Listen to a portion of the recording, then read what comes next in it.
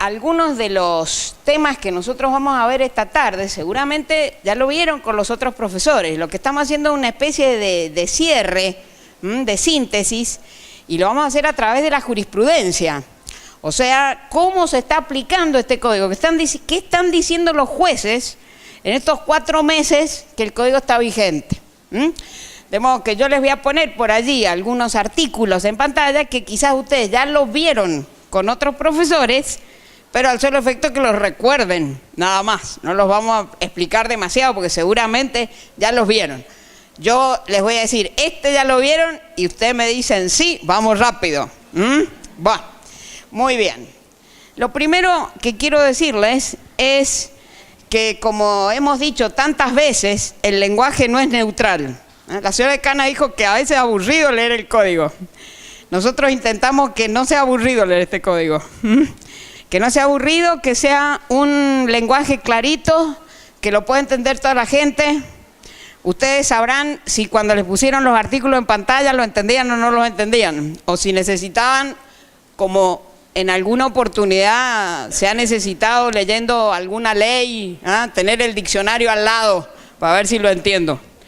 El otro día, por ejemplo, seguía leyendo yo una sentencia de un juez que no es de Mendoza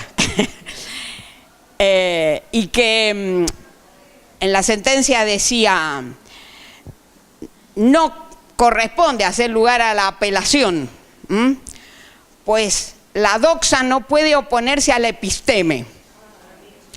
Entonces yo leí esa sentencia y decía: mire, el que gane un juicio no le interesa saber por qué lo gana, pero el que lo pierde necesita saber por qué lo pierde.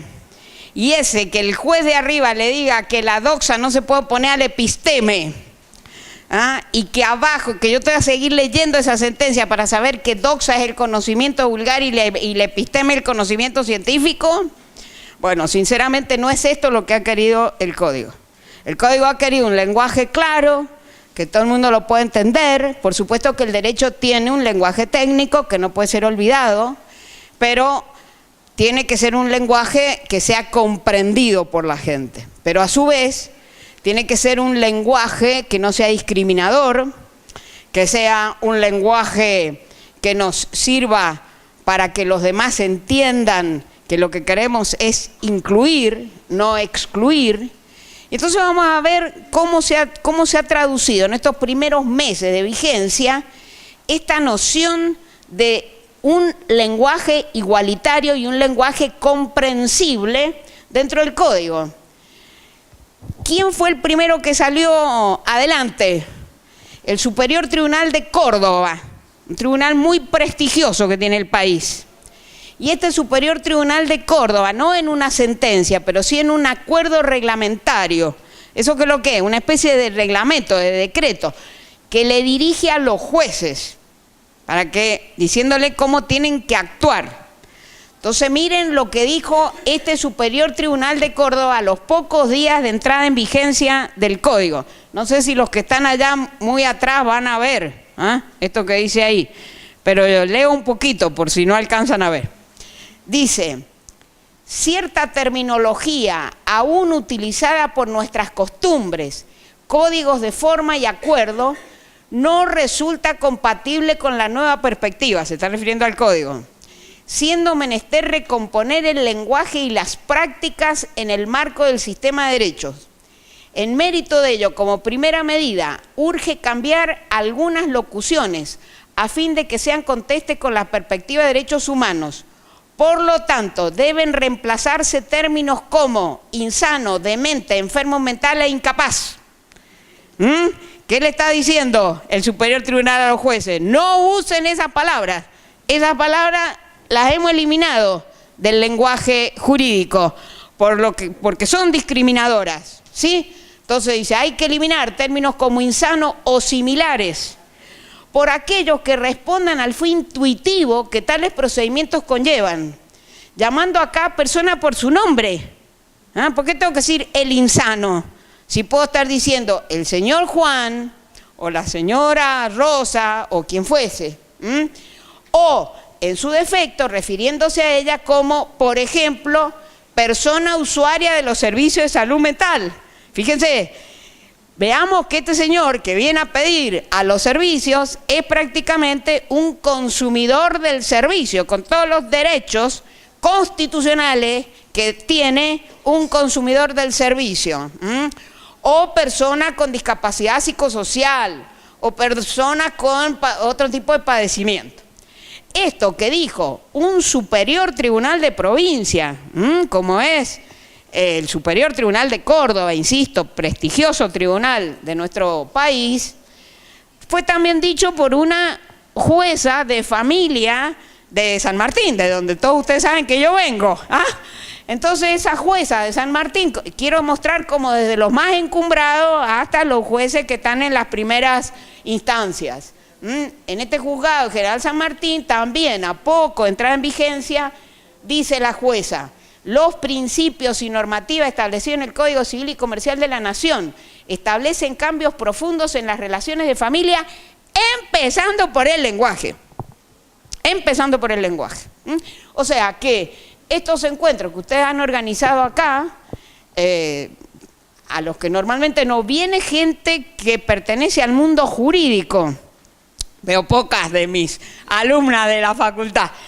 Estos son cursos igual que el que dimos en filosofía, en la Facultad de Filosofía, para gente que maneja otras áreas, pero que necesita del derecho, que necesita esa comprensión, ese piso mínimo en la propia función que ustedes tienen. Entonces, el código tiene que ser comprendido por ustedes. Es lo mismo que decíamos nosotros cuando con este grupo de trabajo hace muchos años escribimos un libro sobre violencia familiar, apenas salida las primeras leyes de violencia. Nosotros escribimos ese libro para que lo entendieran ustedes, para que fuese entendido por los operadores, por los asistentes sociales, que entendiesen qué quería decir cada palabra de la ley de violencia. ¿Entienden? Bueno, con ese mismo criterio ha sido escrito este código. Entonces voy a empezar por el tema más elemental, que son los alimentos. Porque sin alimentos, si no comemos, no tenemos nada. Bien, entonces, ¿qué transformaciones se han producido en materia de alimentos? Vamos a comentar algunos de los tantísimos casos y sentencias que se están publicando, porque la información que a mí me llega es tan grande de todo el país que obviamente he tenido que seleccionar algunos casos. Muy bien, veamos una novedad, les puse yo allí. Una novedad porque ya teníamos nosotros jurisprudencia anterior, pero esto no estaba antes en el Código Civil y Comercial. ¿Qué le pasa a una señora que está embarazada y no está casada con quién va a ser el padre de este niño? Porque si está casada, no importa, si está casada, para la ley, el marido se presume el padre de ese niño. Entonces, ese tiene obligación alimentaria.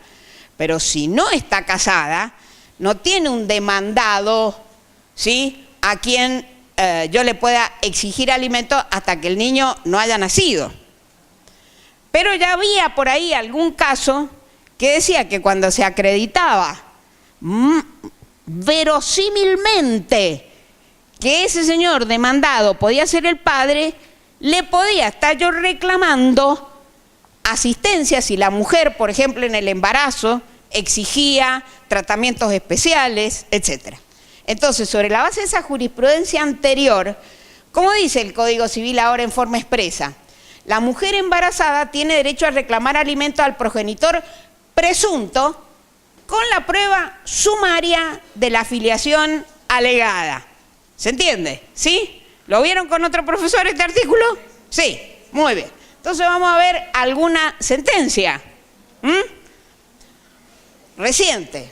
Por ejemplo, este tribunal de Entre Ríos ordenó trabar embargo sobre el sueldo del demandado como dependiente de la Municipalidad de Concordia sobre la base de esa prueba sumaria de la verosimilitud que significaba que ese señor era el padre de este niño que todavía no ha nacido, pero que la mujer necesita asistencia especial.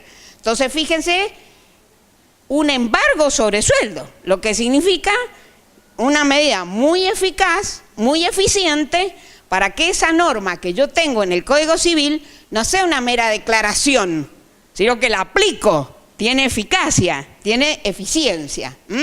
Entonces dice, no está controvertido aquí el derecho alimentario de la persona por nacer que se gesta en el vientre de la señora G, el que hoy se encuentra expresamente reconocido por la nueva legislación vigente del 665 del Código Civil y Comercial. Antes el juez, para hacer lugar a una petición de este tipo, tenía que hacer toda una argumentación. Ahora invoca un artículo, lo transcribe y terminamos el asunto.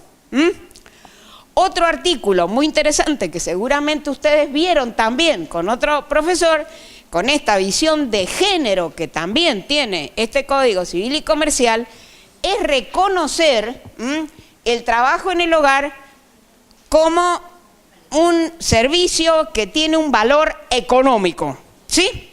¿Se acuerdan el artículo? Como decía, las tareas cotidianas que realiza el progenitor que ha asumido el cuidado personal del hijo tienen un valor económico y constituyen un aporte a su manutención. Normalmente esto a quién se le aplica, a las mujeres, generalmente a las mujeres. Entonces, ambos padres tienen la obligación de pasar alimentos al hijo, pero si la mujer está en la casa y tiene el cuidado personal del hijo, la ley le da un valor económico a ese aporte que está haciendo la mujer a través de ese cuidado personal. ¿Cómo se ha aplicado este artículo? Por ejemplo, este tribunal, que es la Cámara de Azul de Provincia de Buenos Aires, una Cámara de Apelaciones también muy prestigiosa.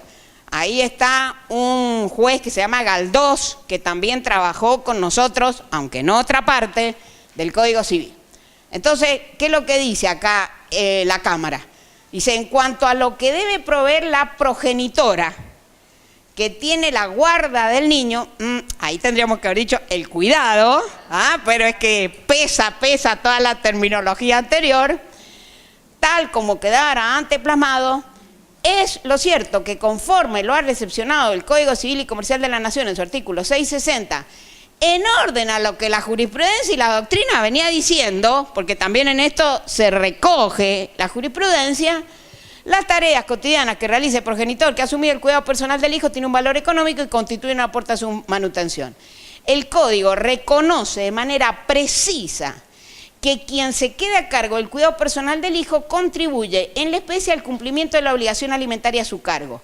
Y dice el tribunal, esta consideración se deriva de la obligada perspectiva de género por la cual se defiende la idea de que el trabajo en el hogar tiene valor económico y que ello debe estar expresamente contemplado. ¿Ven? Entonces acá también un tribunal de apelaciones que se encuentra con un caso así, entonces aunque el expediente viene de antes, el expediente, antes de agosto de este año. Entonces, de antes de agosto cito, mire, la jurisprudencia, ya lo decía, la doctrina, ya lo decía. Pero ahora no tengo problema porque tengo un artículo expreso que dice eso, ¿sí? El otro tema, el de la legitimación de la madre para reclamar cuando el hijo mayor convive con ella. Es la madre, el progenitor, ¿sí? Esto ustedes lo vieron, pero también el problema es de la madre.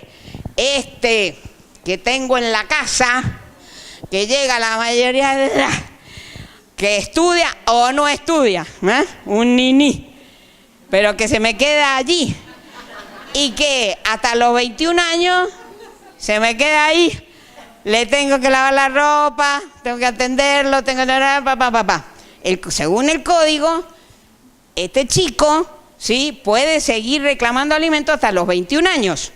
Y si estudia, si viene a la universidad y va rindiendo y más o menos, no un vago cualquiera, pero si viene a la universidad y va rindiendo, entonces hasta los 25 años hay que pasarle alimento. ¿Qué pasa acá? Lo que ocurre generalmente es que estos chicos están viviendo en la casa con la madre, ¿sí? Si llegan a los 18 años, como a los 18 años adquirimos plena capacidad, ¿qué se discutía antes de este código? No sé si lo vieron con los otros profesores. Sí, se discutía si la madre podía reclamar, porque el titular de los alimentos es el chico. Y como el chico ha llegado a la mayoría de edad, es él el que tendría que reclamar. Pero ¿qué es lo que pasa?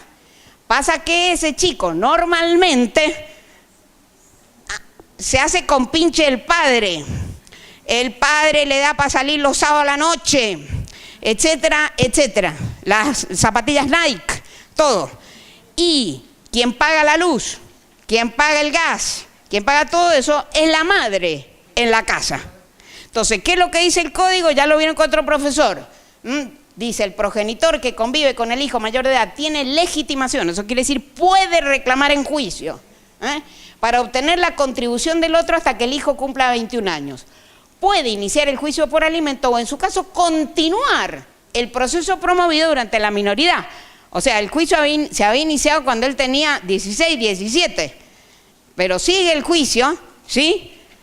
Y ha cumplido los 18 años. A los 18 años se supone que él adquiere la capacidad. Es él el que tiene que andar reclamando, pero ahora él no quiere. Pero la madre, como decíamos recién, es la que paga el gas, la luz, etcétera. Entonces, el código le dice que la madre puede hacerlo, ¿sí? Y tiene derecho a cobrar y administrar las cuotas alimentarias devengadas. Aunque el hijo es mayor de edad, fíjense, la que está administrando y todo en la casa es la madre. De esta manera se puso término a una discusión muy grande que había antes de la vigencia de este código. ¿Qué más dice el artículo? Lo recordamos. Las partes con un acuerdo o el juez ha pedido a alguno de los progenitores del hijo puede fijar una suma que el hijo debe percibir directamente el progenitor no conviviente. ¿Para qué? Para que no se produzcan estos entuertos así, hijo, padre, ¿no es cierto? Entonces, bueno, el padre va a depositar 3.000 y de esos 3.000, a lo mejor 2.500 administra la madre y 500 son para que el tipo salga los sábados, no sé con qué le va a alcanzar eso, pero no importa. Entonces, puede ser que hay una parte que administre el propio chico para sus propios gastos, su vida diaria, esparcimiento, gastos con fines culturales, educativos, ir al cine, tomarse el micro para venir a la facultad, vestimenta u otros rubros que estime pertinentes. Muy bien. ¿Cómo se ha aplicado esto? ¿Qué ha pasado? Traigo un caso muy interesante que resuelve también un excelente juez de la Ciudad de Buenos Aires, que es el juez Kipper. Acá se encuentra con que cuando llega a la mayoría de edad, ese hijo renuncia a los alimentos atrasados. ¿Me entienden? ¿Por qué? Porque se pone de acuerdo con el padre, en contra de la madre. ¿Está claro? Entonces, cuando la madre viene a reclamar, le dice, no, esta deuda ya se ha extinguido, porque con el acuerdo del hijo que ha liberado al padre después del devengamiento, pues yo no puedo renunciar a los alimentos futuros, pero sí puedo renunciar a los alimentos que ya pasaron. ¿Está claro? Entonces, ¿qué es lo que dijo acá el juez? Dice, sí, en la Cámara, con voto del doctor Kipper, dice, si bien el caso de ser dilucidado a la luz del Código Civil derogado, pues el pago invocado como defensa por el requerido fue efectuado durante su vigencia, el chico dijo que sí, que le había pagado y que el resto se lo había perdonado, ¿sí? Pero, ¿qué pago? Le paga, él dice que él recibe, que recibe el chico, ¿está claro? Entonces dice el juez, si bien el caso de ser dilucidado a la luz del código derogado, pues el pago que invoca como defensa fue efectuado durante su vigencia, ello no empece a considerar que el razonamiento que se viene exponiendo encuentra fundamento en la pauta orientativa del Código Civil y Comercial de la Nación, en el cual se reflejan las nuevas ideas en la materia. ¿Cuáles son esas nuevas ideas? Que es la madre la que va a administrar, porque la que paga la luz, la que paga el gas, la que paga todos esos gastos comunes es el progenitor que convive, si no queremos decir la madre. Entonces, dice el juez, dicho cuerpo legal reconoce legitimación al progenitor que convivió con el hijo o el mayor de edad para reclamar las cuotas alimentarias atrasadas ante la presunción juris tantum de que este progenitor fue quien necesariamente adelantó los gastos que debían cubrirse con las cuotas no abonadas por el alimentante. Él salió a pagar. Ello encuentra apoyo en la convivencia con el hijo y ante la falta de medios propios para satisfacer sus necesidades de subsistencia. Las máximas experiencias demuestran que haya o no juicio de alimento en trámite, cuando uno de los progenitores no cumple, es el otro quien sufraga las necesidades del menor. Ven el realismo del juez. Entonces, ¿qué es lo que dice este juez? Mire, este invocó el pago. ¿El pago a quién?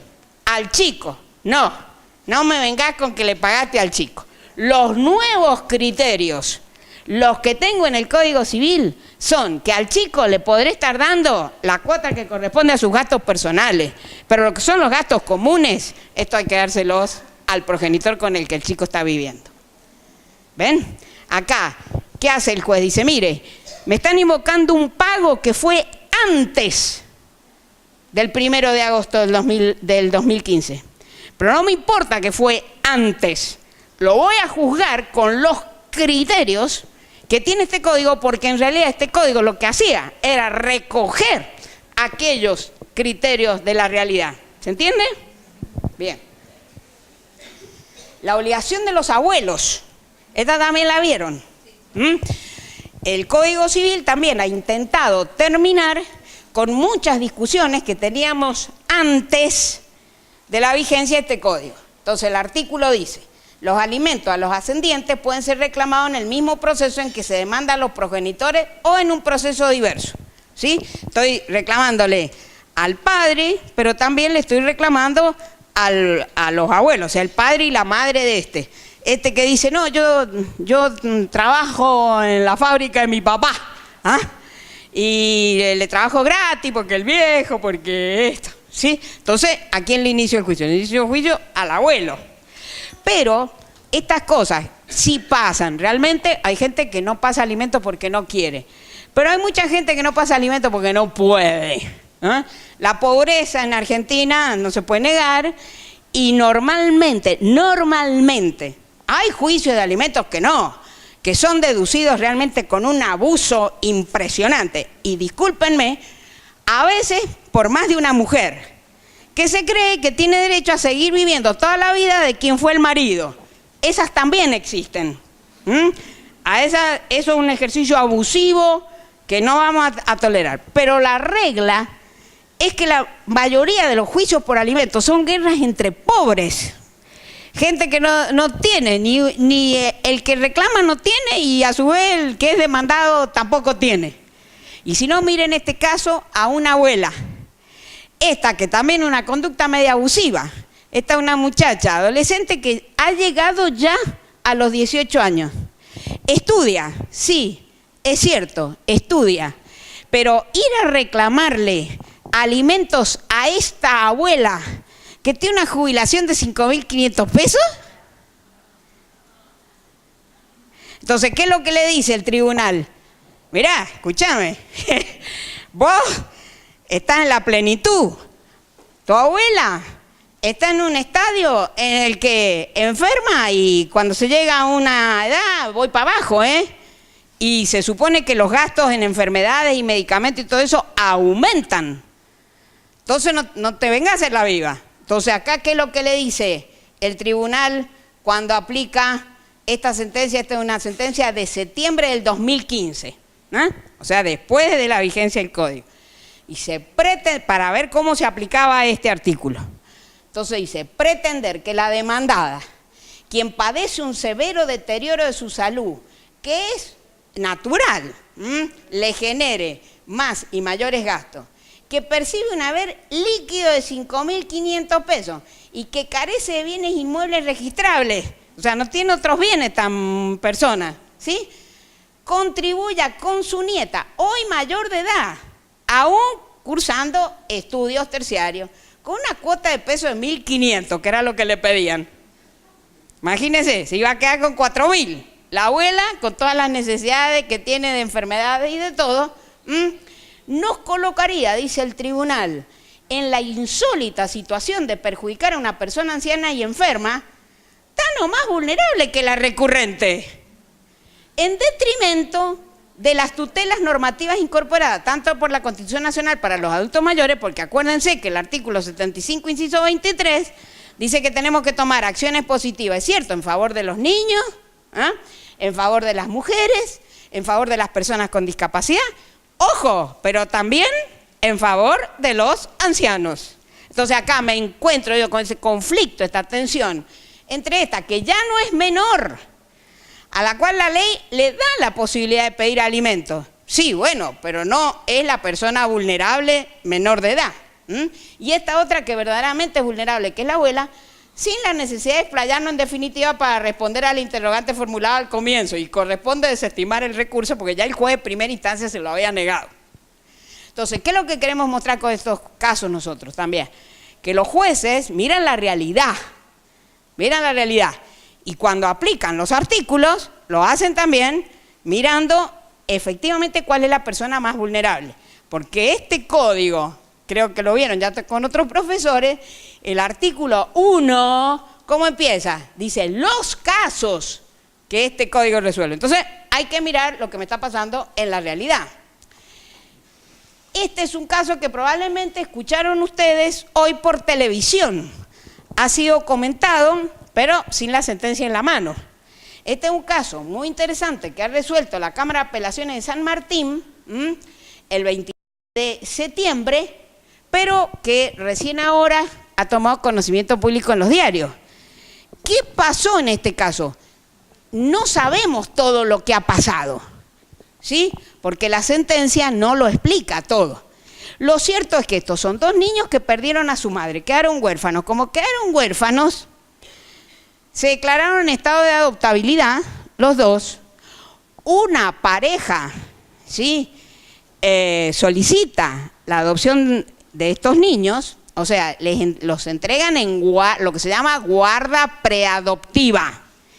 Y no sabemos por qué diablos han pasado 5 años bajo guarda preadoptiva. Una cosa de locos, porque es imposible que estemos 5 años bajo guarda preadoptiva. Algo tiene que haber pasado allí. Algo tiene que haber pasado, pero que no lo sabemos porque no está en la sentencia. En determinado momento, estas personas se quejan de los servicios de adopción de la provincia de Buenos Aires, sostienen lugares donde trabaja gente como ustedes, ¿sí?, asistentes sociales, psicólogos, etcétera, etcétera, sostienen que no han sido apoyados lo suficiente, etcétera, etcétera, y cuando el expediente, lo único que le faltaba era la sentencia de adopción, y ustedes saben que las sentencias de adopción son de las sentencias que se llaman constitutivas. ¿Qué quiere decir eso? Que mientras no tengo sentencia, no tengo adopción. Que después tenga efecto retroactivo al momento que me dieron la guardia es otra cosa. Pero mientras yo no tengo sentencia, no tengo adopción. Esa persona no es hijo de, mientras no tenga la sentencia. Entonces, lo único que faltaba era que se dictara la sentencia. Pero esta gente se presentó al expediente y renunció, desistió, el desistimiento, una figura procesal, que es la renuncia, ¿sí? Y desiste de ese pedido de adopción. Resulta que estos niños ya han estado, son 2 hermanos que han pasado, imagínense, primero pierden la madre, han estado 5 años con una pareja a la que consideraban sus padres, iban a la escuela bajo prácticamente el nombre de esta persona. Tenían ya una socioafectividad, como decíamos al comienzo. Entonces se encuentran de repente, ¿el juez con qué se encuentra? Se encuentra con que no tiene sentencia y no va a dictar sentencia de adopción contra alguien que no quiere, ¿sí? Pero, dice el juez, dice la Cámara, nos enfrentamos ante un tema terrible, el daño que se le causa a estos niños. Entonces, una de las maneras de compensar, aunque obviamente no es la única y no es la solución, digamos, ideal, pero la única que puedo encontrar es obligar a esta gente a que siga pasando alimentos a estos niños, para que los niños mantengan el nivel de vida que tenían mientras estuvieron en esa casa, y condena a pasar alimentos como mínimo durante 5 años, o el menor que pasara si los niños finalmente pueden ser adoptados por otras familias. ¿Y de dónde saca esto el tribunal? Porque no tiene una norma expresa para decir esto el tribunal. ¿Me siguen? Porque el vínculo de filiación insisto, no estaba, no tengo la sentencia, pero el tribunal hace una aplicación analógica del 676 última parte. ¿Cuál es el 676 última parte? Ya lo vieron ustedes y ahora lo vamos a volver a leer, que es la obligación del padre afín. Entonces dice, si el padre afín, dice el tribunal, tiene esta obligación de seguir pasando alimentos, cuánto con mayor razón van a tenerla esta gente que se ha pasado 5 años acá teniendo un trato de padre y de esta relación socioafectiva que se ha atendido con los niños. ¿Entienden? Entonces, el tribunal saca esta solución del 676, que como ustedes recuerdan, tenemos una norma que dice quién es el progenitor afín, que la vieron, se denomina progenitor afín, que antes, ¿con qué hemos empezado nosotros? Con el lenguaje, dijimos que no tenemos que tener un lenguaje, bueno, este era el padrastro, la madrastra, bueno, esto no se usa más. Entonces, ¿cómo se dice? Progenitor afín. ¿Y por qué se dice progenitor afín? Porque ya en el Código Civil existía el patrimonio, el parentesco por afinidad. Entonces este se llama progenitor afín. Se denomina progenitor afín al cónyuge conviviente, ojo, no hace falta casarse, también la pareja, el conviviente que vive con quien tiene a su cargo el cuidado. ¿Y qué dice el 676, ese que invocó el Tribunal de la Provincia de Buenos Aires? Dice, la obligación alimentaria del cónyuge conviviente respecto de los hijos del otro tiene carácter subsidiario. ¿Qué quiere decir eso? Primero paga el padre biológico. El padre biológico, primero. Si ese no paga, voy al padre afín. Eso lo quiere decir subsidiario. Cesa ese deber en los casos de disolución del vínculo conyugal o ruptura de la convivencia. Si se divorcia esa señora o cesa la convivencia, no va a seguir pagando el padre afín. La regla es que cesa. Pero, sin embargo, si el cambio de situación puede ocasionar un grave daño al niño o adolescente y el cónyuge o conviviente asumió durante la vida en común el sustento del hijo del otro, estos son los casos normales de esta mujer, vamos a poner el caso de las mujeres, discúlpenme los hombres, pero son los casos cuantitativamente más frecuentes. Esta mujer que convive con otro señor que no es el papá de sus hijos, o que se casa con un señor que no es el papá de los hijos. Y es ese señor el que en realidad educa y cuida a ese niño, ¿sí? Le pasa alimento, lo lleva a la escuela, lo lleva al dentista, etcétera, etcétera, etcétera. Pero un día se lleva mal con la madre, se divorcian, rompen la convivencia. Entonces no podemos obligar a este señor a que le siga pagando permita los alimentos, porque no hay vínculo biológico entre ellos, ¿sí? Es un padre afín. Pero dice el código, si el cambio de situación puede ocasionar un grave daño al niño adolescente y el cónyuge o conviviente asumió durante la vida en común el sustento del hijo del otro, puede fijarse una cuota asistencial a su cargo con carácter transitorio, cuya duración debe definir el juez de acuerdo a las condiciones de fortuna del obligado, las necesidades del alimentado y el tiempo de la convivencia. Entonces, ¿qué es lo que dijeron para estos dos que nunca habían llegado a ser los adoptantes? Mire, que sigan pagando, y como los chicos tuvieron 5 años, no más de 5 años. Pero a su vez, si entran antes en adopción con otros padres, también cesa esta. ¿Está claro? Hoy, antes de venir para acá, veía por televisión una abogada que criticaba el artículo, criticaba la solución, criticaba la Cámara. No porque hubiese dispuesto los alimentos, sino que lo que criticaba es una situación que nosotros también criticamos. ¿Qué pasó? Que llevaron 5 años y esto no hay adopción acá. Bien.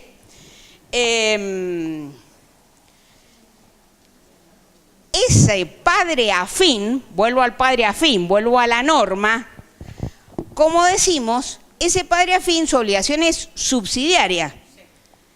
La obligación principal es del padre biológico. Pero ¿qué puede pasar con ese señor? Ese también se puede haber divorciado. ¿Sí? Ese se divorció y se casó con otra o fue a vivir con otra, el padre biológico, ¿me van siguiendo?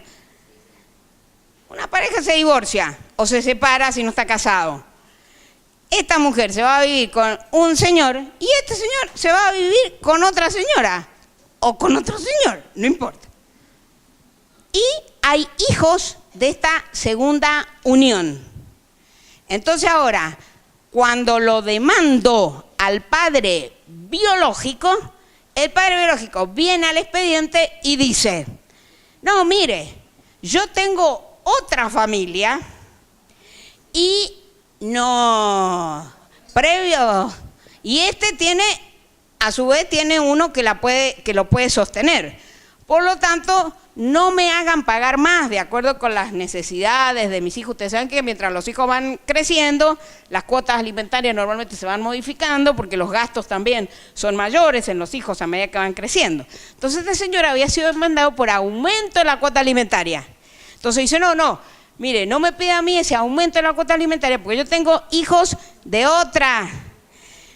Y dice, lo peor que dice ese, no hijos de otra unión, sino que dice, la persona con la que estoy ahora conviviendo o casado también tiene un hijo. Y yo como padre afín tengo la obligación también de mantener a este.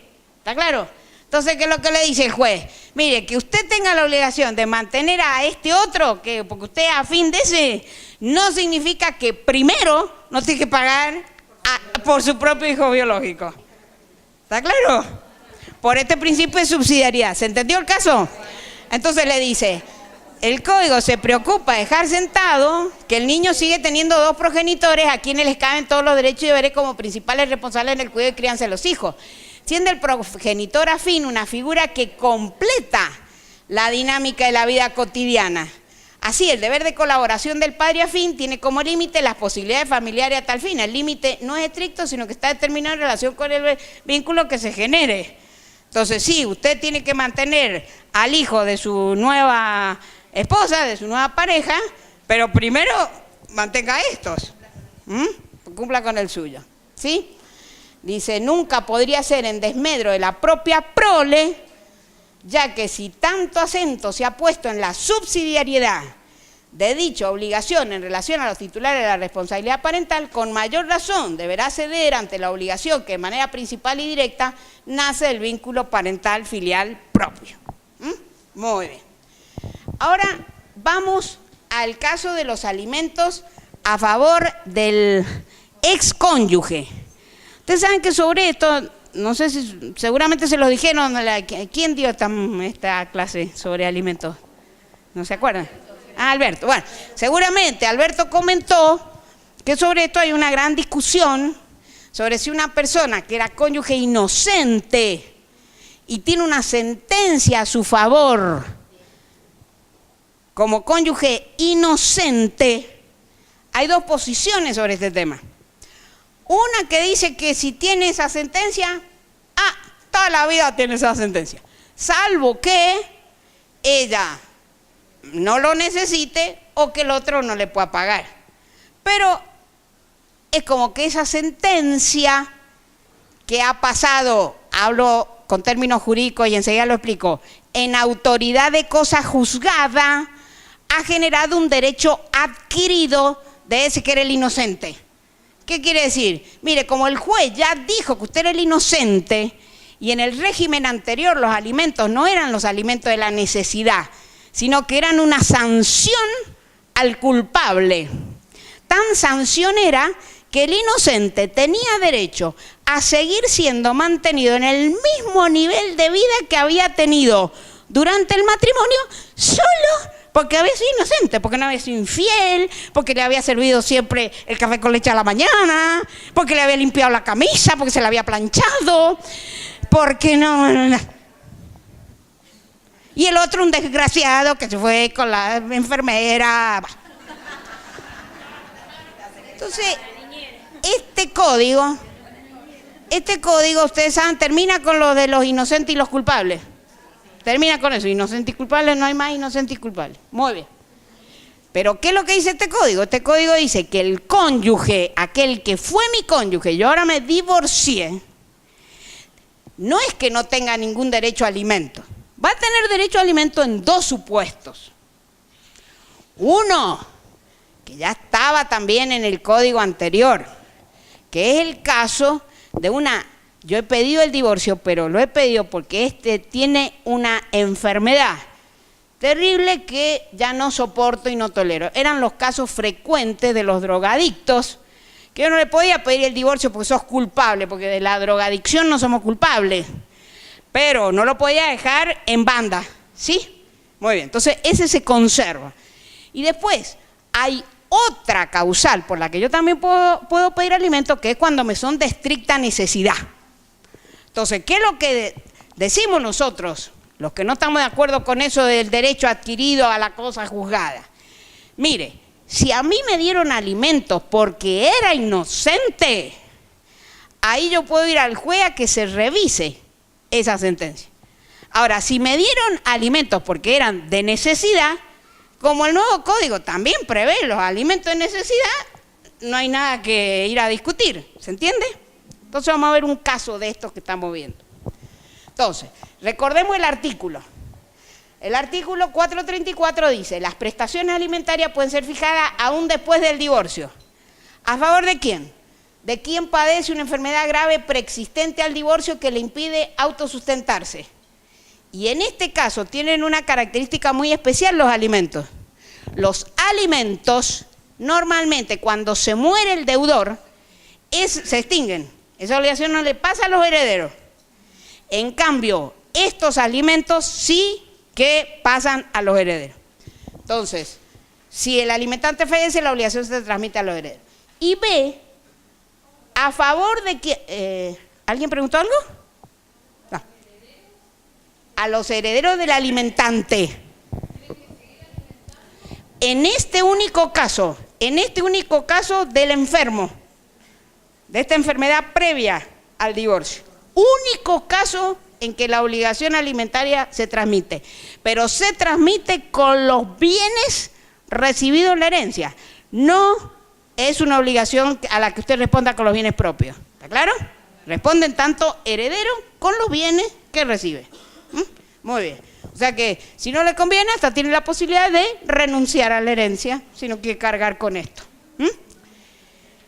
Y el segundo, a favor de quien no tiene recursos propios suficientes ni posibilidad razonable de procurárselos. Y en este segundo caso, dice, la obligación no puede tener una duración superior al número de años que duró el matrimonio. Porque no puede ser que yo estoy casada 2 años, 3 años con un ricachón y me paso 25 años reclamándole los alimentos solo. ¿Está claro? Entonces, son cuestiones de equidad. Esto no... cuestiones de género sí, pero no de avivadas, por favor. Bueno.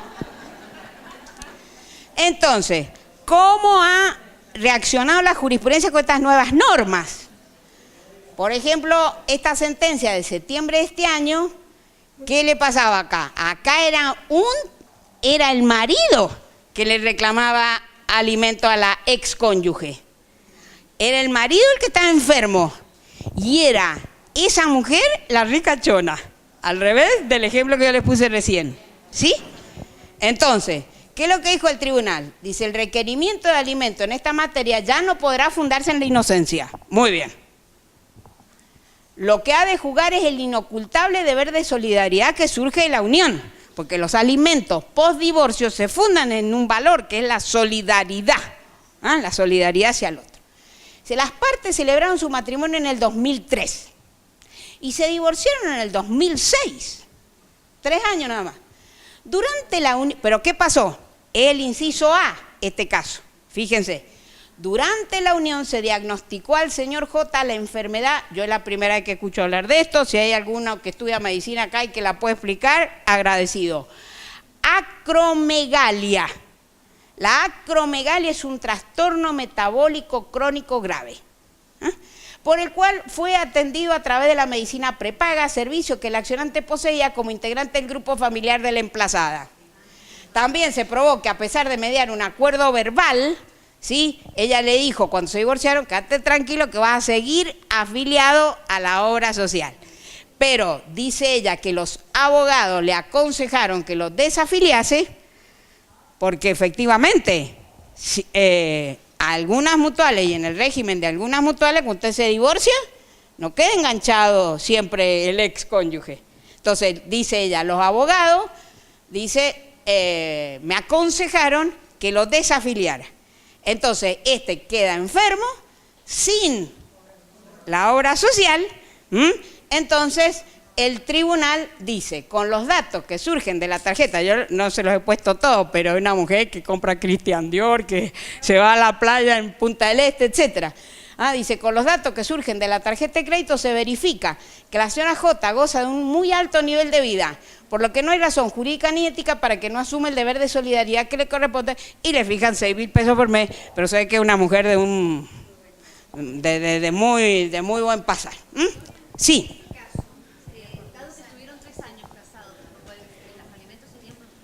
Ese caso no, porque el tribunal lo incluye en el inciso A, no en el inciso B. Lo incluye en el inciso A de la enfermedad previa al divorcio. Y ese es el que se transmite a los herederos y que no tiene límite. El límite lo tiene el segundo caso, del inciso B. O sea, el que tiene estricta necesidad, pero después, que no surge de esta enfermedad. ¿Está claro? Son dos casos. Vuelvan a leer bien. ¿Quieren volver a leer el artículo? El 434, ¿sí? Dice, las prestaciones alimentarias pueden ser fijadas aún después del divorcio. 1. A favor de quien padece una enfermedad grave preexistente al divorcio que le impide autosustentarse. Esa no tiene el límite. El límite lo tiene ese. A favor de quien no tiene recursos propios suficientes, ni posibilidad razonable de procurárselos. La obligación no puede tener... Ahí viene el límite. Este es el típico caso de esta mujer, ¿no es cierto?, que se ha casado, qué sé yo, a los 60 años con él. Pero la gente grande, ya saben ustedes, si no nos aguantamos los que llevamos 40 juntos, imagínense. Han habido casos que yo desafortunadamente he tenido que ver como jueza en la profesión. Gente que se casa muy grande, 55, 60 años. Entonces, es difícil que se puedan llevar bien, porque cada uno arrastra toda una historia detrás. Se divorcian a los 2, 3 años. Bueno, esta mujer puede encontrarse ante una necesidad, porque a lo mejor dejó el trabajo para casarse, pero esta mujer, además de tener este inciso B, en el código tiene una cosa que se llaman prestaciones compensatorias, que se las explicaron seguramente en el curso. O sea, esta que dejó el trabajo, que ahora no tiene obra social, entonces va a poder pedir prestaciones compensatorias. Pero si pide las prestaciones compensatorias no puede pedir los alimentos. Y si pide alimentos no puede pedir prestaciones compensatorias. ¿Está claro? Bueno, vamos a ver ahora algunas cosas de filiación. ¿Vamos bien? Sí. Va. Sí, ¿alguien quería hacer una pregunta? ¿No? Bueno, sí.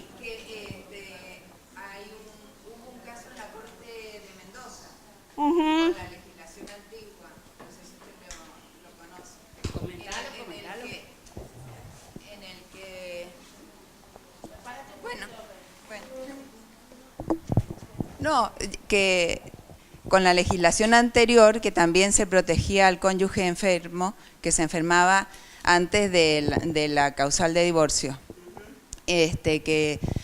Me lo interpusieron y yo intervine como asesora de menores, estaba declarada incapaz la chica, una enfermedad psiquiátrica muy grave, y pedían el divorcio por lo que era el mutuo acuerdo de aquella época.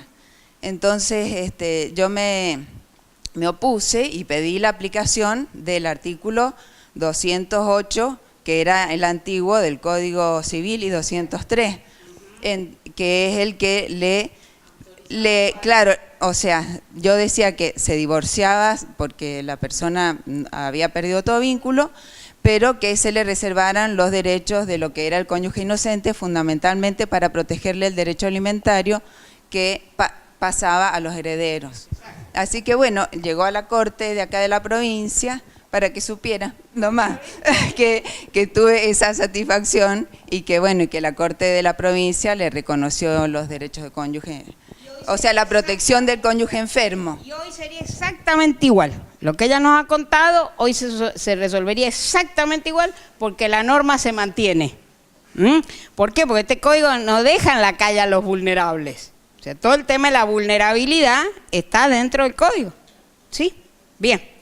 Entonces, vamos a ver ahora algunas cuestiones de filiación. Ustedes saben que este código distingue 3 clases de filiación. Filiación por naturaleza, filiación por las técnicas de reproducción humana asistida y filiación por adopción. Entonces, respecto de esta biológica, fíjense qué interesante este caso, ¿sí? Este es un caso en el que la madre es una persona con discapacidad. ¿La mamá de quién? De un niñito que ha nacido. Ella es una persona joven, un adolescente, que ha conocido a un chico en los lugares donde van ambos a estudiar, a trabajar, los talleres en los que trabajan las personas con discapacidad. Ahí esta chiquita se queda embarazada, ¿sí? Y tiene un hijo. Entonces hay que demandar por filiación al padre biológico. Pero este también es una persona con discapacidad, ¿sí? Entonces, va la abuela del niñito, o sea, la mamá de esta persona con discapacidad, de esta joven con discapacidad, la abuela materna, y habla con la abuela paterna. Y la abuela paterna dice, no, yo no permito que mi hijo reconozca ni nada, y para el reconocimiento también teníamos el problema porque no es una persona con pleno discernimiento, y dice que se hagan un ADN, y si se hacen el ADN, bueno, entonces obligan al juicio, ¿sí? No se puede solucionar este problema fuera del juicio, por esta razón, por la oposición, porque en realidad hubiesen hecho el ADN fuera y se terminaba el asunto, no necesitábamos un juicio. Bueno, entonces, ¿qué pasó aquí? Aquí pasa con que se presenta insisto, papá y mamá no tienen discernimiento pleno, ninguno de los dos, ¿sí? Entonces se presenta la abuela, ¿en representación de quién? De la nieta, porque la que tiene la acción por filiación es el hijo que no está reconocido. Entonces, porque a su vez es la curadora de la madre de la niña, curadora en los viejos conceptos, porque hoy no tendría una curadora esa niña. Esa niña tendría un sostén, tendría un apoyo, porque fíjense que va a la escuela, tiene una vida social, tiene algo de discernimiento, puede expresar su voluntad, etcétera, etcétera. Muy bien. Entonces, y solicita se haga lugar al juicio por filiación extramatrimonial. Afirma que su hija es hija extramatrimonial del demandado, quien no le ha reconocido porque la abuela paterna le dice que no. Se presenta entonces la asesora de incapaces, toma intervención por el presunto insano o inhábil, porque a su vez el chico nunca ha sido declarado ni persona con discapacidad, ni no tiene sostén, no tiene nada. ¿Sí? Bueno, entonces se presenta la asesora y solicita, se suspende el trámite de las actuaciones hasta tanto se termine la situación legal del demandado. Bueno, imagínense ustedes, ¿cuánto vamos a tardar? Hasta que este niño tenga su filiación reconocida. Si previamente vamos a suspender este juicio hasta que le designemos al otro y hagamos todos los estudios, etcétera. Entonces, se presenta la curadora, en determinado momento se presenta la curadora del demandado, a quien se le ha diagnosticado este retraso mental, etcétera, etcétera. Dice que cuando fueron citados, ella no es que se opuso, sino que quería que se hiciera el ADN. Se rinde entonces la famosa prueba de ADN, la adolescente que reclama la filiación comparece a una audiencia, expresa, porque ella es una adolescente la niña, con todo este tiempo que ha pasado. Claro, ha pasado, imagínense, si se suspendió hasta que le designé al otro, etcétera, etcétera. Entonces se presenta esa niña que reclama la afiliación, comparece a una audiencia y expresa que quiere llevar el apellido del demandado. ¿A quién le tiene afecto también? Ella. Pues ella vive con su mamá y con la abuela. Pero ahora lo ha conocido al otro, todo eso, porque, como les digo, no es que haya habido una oposición total, sino, bueno, hacete el ADN. Pero ella ha tenido trato, todo. Entonces viene. Claro que ha pasado muchos años. Claro que ha pasado. Entonces, el tribunal dice el interés legítimo de la parte actora a fin de que se reconozca ese derecho humano a su propia identidad, se encuentra finalmente justificado. ¿Por qué? Porque ya tengo la prueba de ADN, esta niña pide que llevar también el apellido del otro, y bueno, hemos concluido en este expediente que podríamos haber hecho mucho más rápido, ¿sí? Pero, bueno, finalmente las cosas terminaron bien. No obstante que ambos progenitores biológicos eran personas con discapacidad. No son infrecuentes estos casos, porque ustedes saben que las personas a veces con discapacidad mental tienen, incluso a nivel sexual, digamos, exacerbados sus sentimientos sexuales, y cuando no las podemos instruir, etcétera, etcétera, muchas veces se quedan embarazadas estas chicas. Entonces se pueden presentar estos casos. Vamos a ver ahora la afiliación por reproducción humana asistida. Ustedes saben que sobre este punto el Código Civil y Comercial avanzó muchísimo, estableció lo que se llama la voluntad procreacional, pero también se eliminaron por influencias de algunos sectores sociales algunas figuras como es la gestación por sustitución, la gestación post-mortem, etc. Pero además teníamos el problema de que no es que desde el 1 de agosto del 2015 se empieza a hacer TRA en la Argentina, técnica de reproducción humana asistida. Esto se viene haciendo desde hace muchos años atrás. Entonces, ¿qué pasaba con los casos anteriores? ¿Cómo los resolvíamos? ¿Está claro? Entonces, se decidió para estos casos establecer una norma expresa de derecho transitorio. ¿Qué quiere decir eso, derecho transitorio? Una norma expresa que resolviera los casos anteriores y que los resolviera con sentido retroactivo. ¿Qué quiere decir eso? Que aunque las cosas hubiesen pasado antes, le aplique la ley actual. Eso es aplicación retroactiva de la ley. ¿Por qué? Porque la ley se dictó acá, pero generó la ficción legal de que se había dictado acá y me fui para atrás. Por eso se llama retroactiva, aplicación retroactiva de la norma. ¿Me siguen? ¿Para qué? Para poder solucionar esos casos que habían sido anteriores al código. Entonces, ¿qué es lo que había pasado acá? Esto se resolvió a los poquitos días, miren, de la entrada en vigencia. Esperaron que entrara en vigencia también la ley.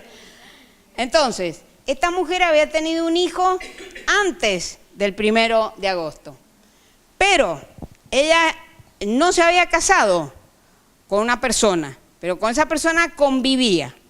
Y ambos habían ido al centro de salud, ambos habían prestado su voluntad, esa voluntad procreacional había quedado asentada incluso en toda la documentación que llevaba ese centro de salud. Pero cuando el niño nació, el conviviente, esta señora no estaba en el país, había tenido que hacer un viaje, era un empresario que estaba fuera. Y cuando vuelve, tiene un accidente de tránsito y muere.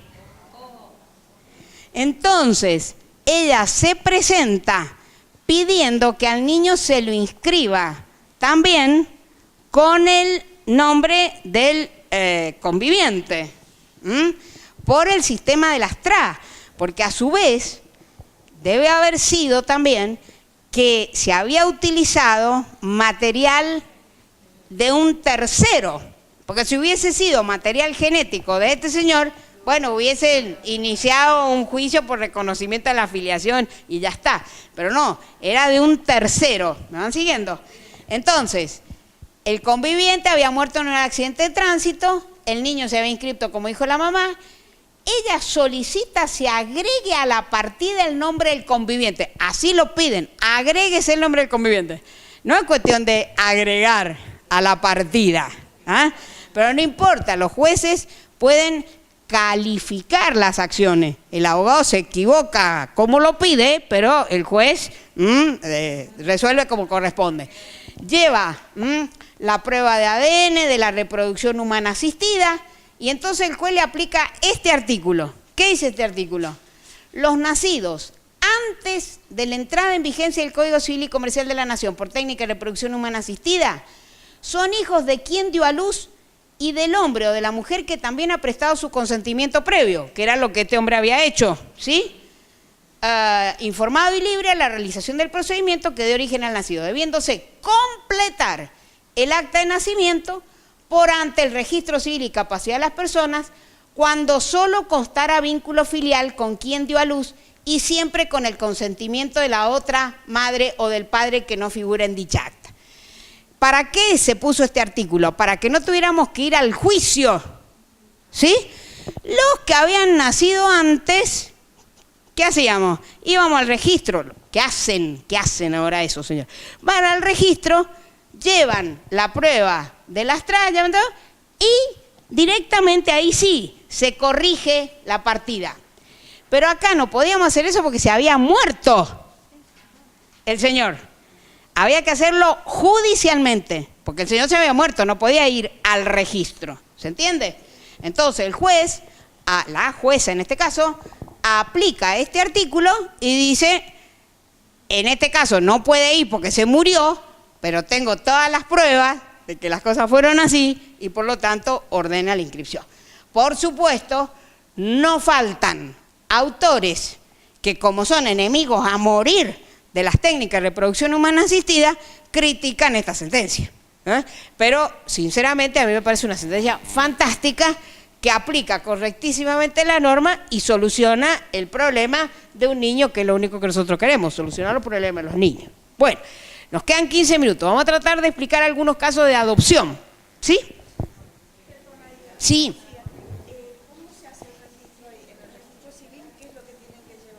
En los casos de las TRA, de casos que nacieron antes, ¿para qué? Para solucionar el problema de la misma manera que lo solucionamos con los casos que nacieron después. O sea, se lleva a las TRA, se lleva al registro, copia de ese legajo que se creó allá en el centro de salud, donde dice que prestaron consentimiento y que nació una persona de esta mujer y que por lo tanto el padre es el que le prestó el consentimiento, sea o no el material genético de este. ¿Se entiende? Y también esto se le aplica a las mujeres, a las parejas de lesbianas.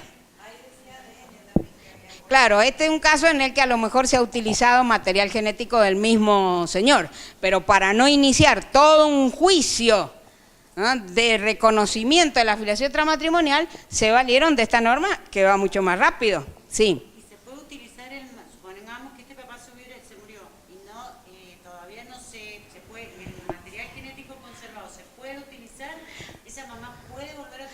Muy bien la pregunta, eso lo solucionaba el anteproyecto, eso se llamaba reproducción humana post-mortem.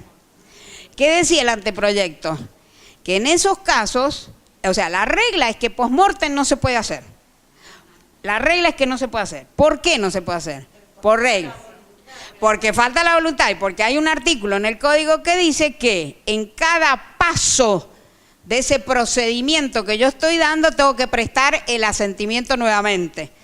Presté el consentimiento cuando inicié el procedimiento y cuando el embrión se va a implantar, tengo que volver a prestarlo. Entonces, si se murió, no lo va a poder prestar. Entonces, la regla es que no se puede.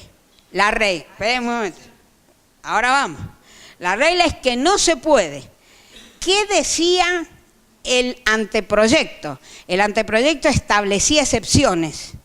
¿Cuáles eran esas excepciones? Los requisitos eran, porque después lo eliminaron ese artículo. Ahora no tenemos resuelto el problema. Ahora no se puede hacer, porque queda vigente el artículo que dice que para cada paso tengo que prestar el consentimiento. Por lo tanto, si está muerto ya no se puede hacer. Pero el anteproyecto, el que nosotros habíamos redactado, decía que si en esa declaración que yo hago ante el centro de salud. Digo que si algo me pasa, si me muero, asiento a que lo mismo, estoy prestando el consentimiento anticipado a que ese embrión se implante aunque yo me muera. Entonces ese consentimiento que le estábamos pidiendo en el momento del implante estaba dado allá.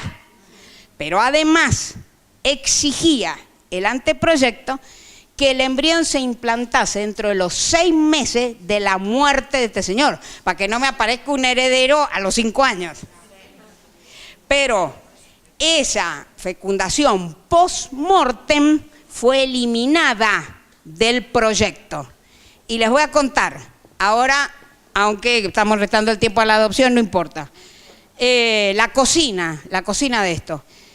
Ese artículo generó muchísimas críticas por parte de la Iglesia, como todo el régimen de la reproducción humana asistida. La Iglesia se opuso terminantemente a la reproducción humana asistida.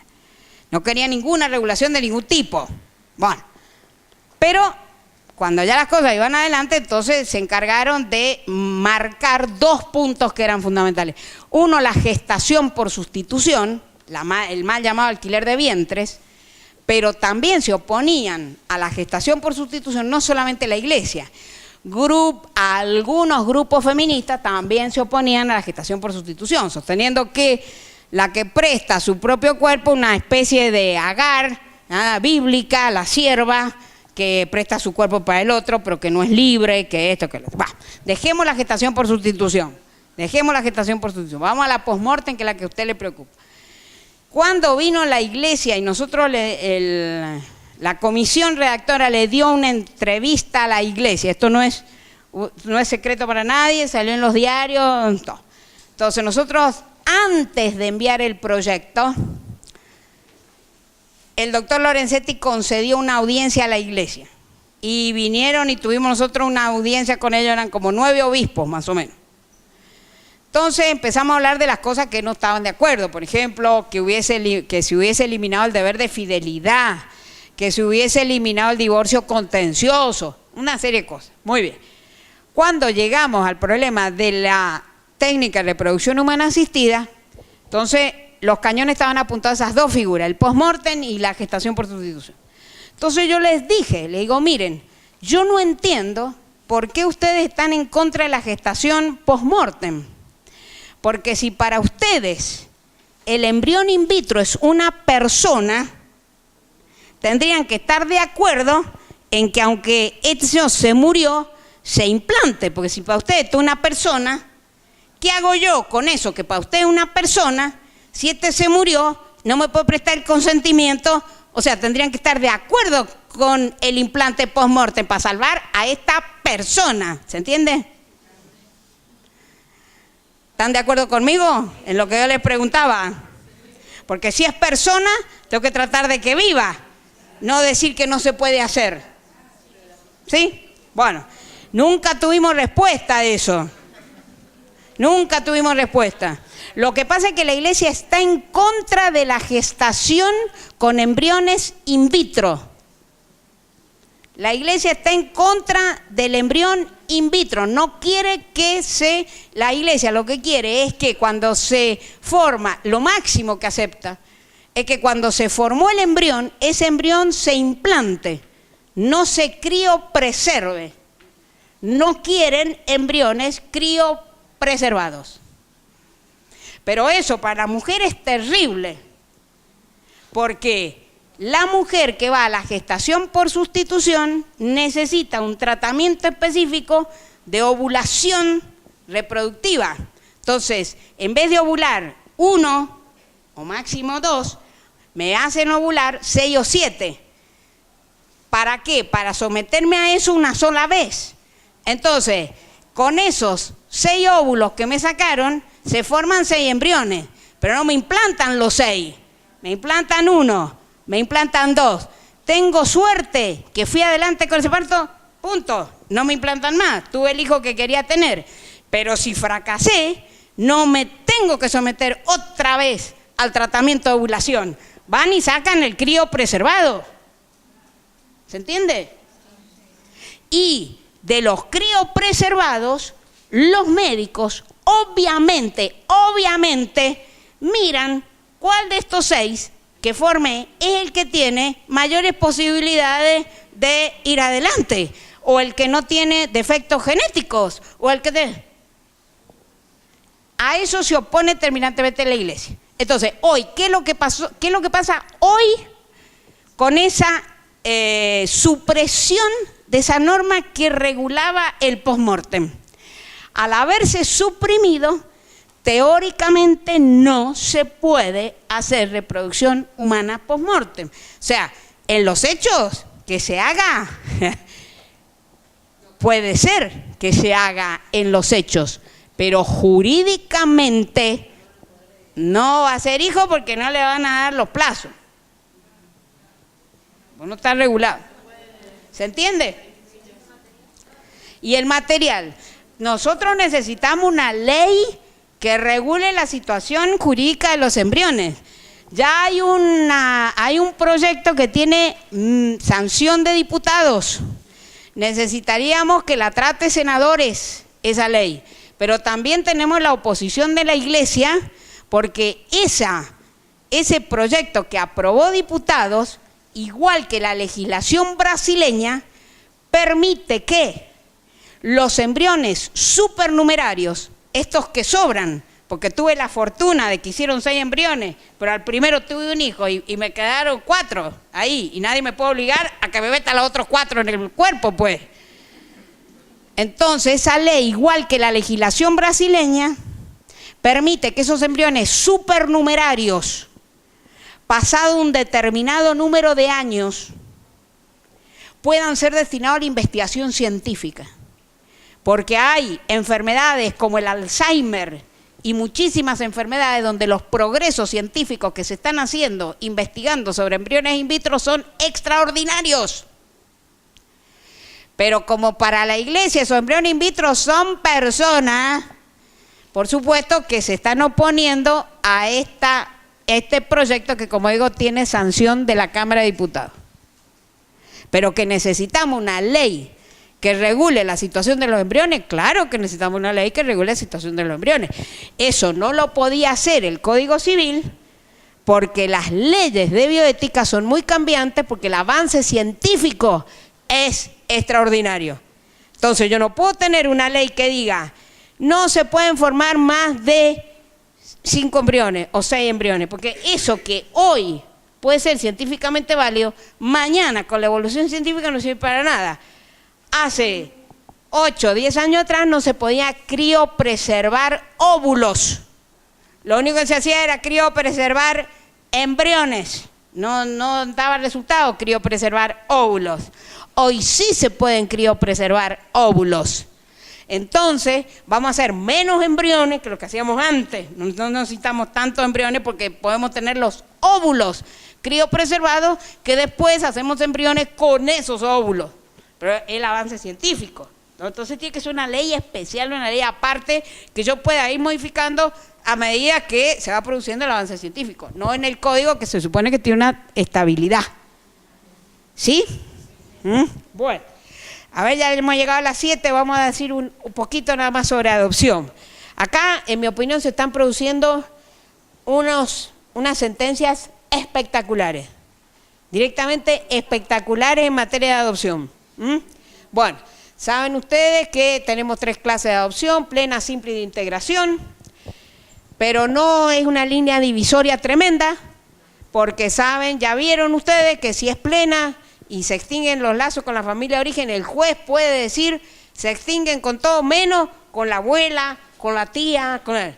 La simple crea vínculos solo con los adoptantes, pero también con la tía, con la abuela, ¿cierto? Muy bien.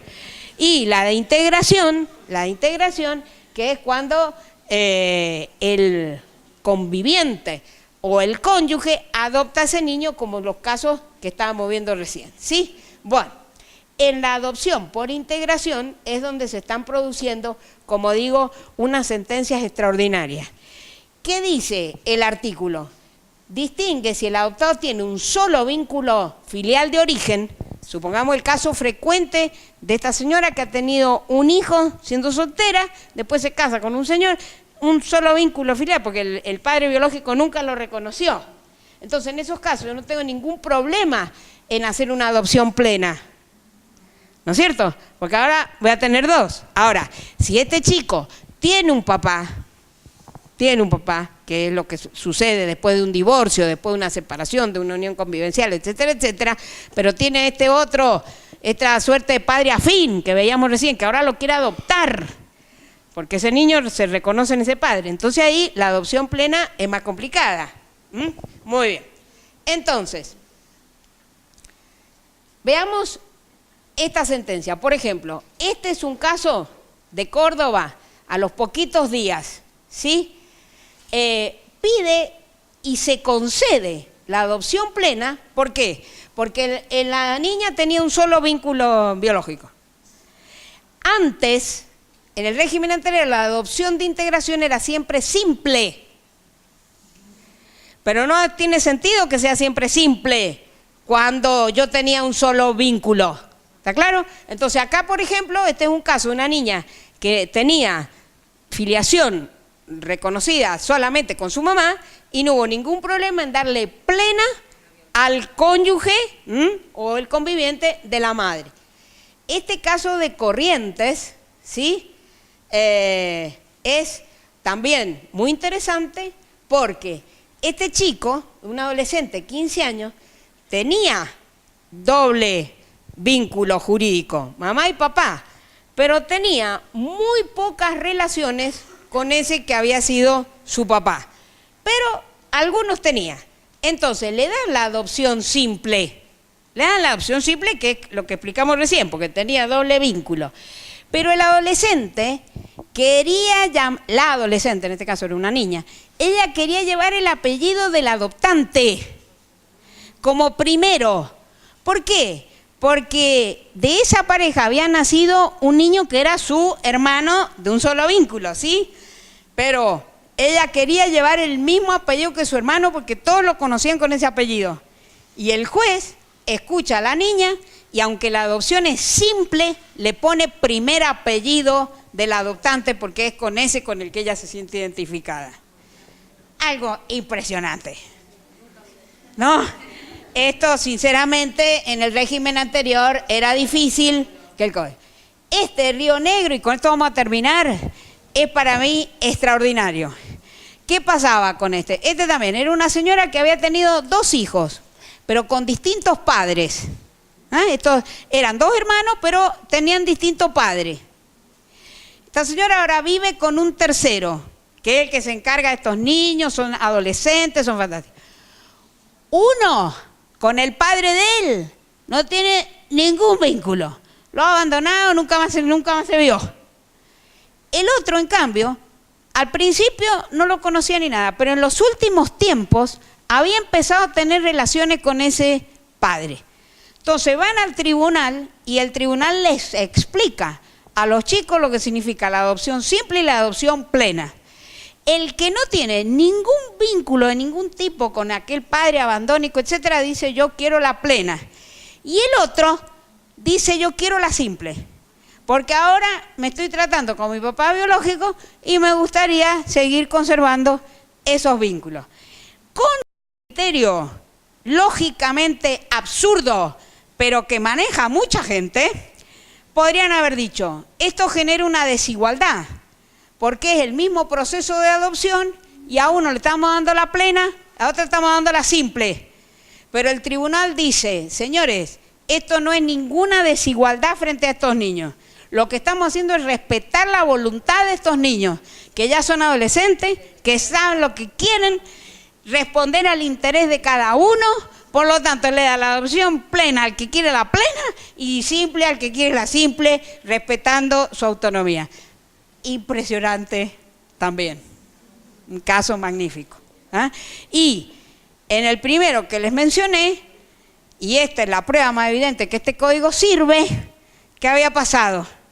Dice, se presentan todos al expediente, pretensos adoptantes, niñas, Ministerio Público, defensora, todo el mundo se presenta y le dice al juez, antes de la entrada en vigencia del nuevo código, mire, usted está en condiciones de dictar sentencia ahora, pero por favor, no dicte sentencia ahora. Espere que entre en vigencia el nuevo código, porque el nuevo código soluciona todos estos problemas que nosotros tenemos acá. Soluciona el problema del nombre, soluciona el problema de todo. Así que por favor, señor juez, no dicte sentencia. Espérese que entre en vigencia el nuevo código y aplique el nuevo código. ¿Qué quiere decir eso? Que este código sirve. Porque si no estoy apurada para que me dicten sentencia con el código viejo, si el nuevo no sirve, ¿no les parece? Bueno, quería terminar con esto y les agradezco muchísimo.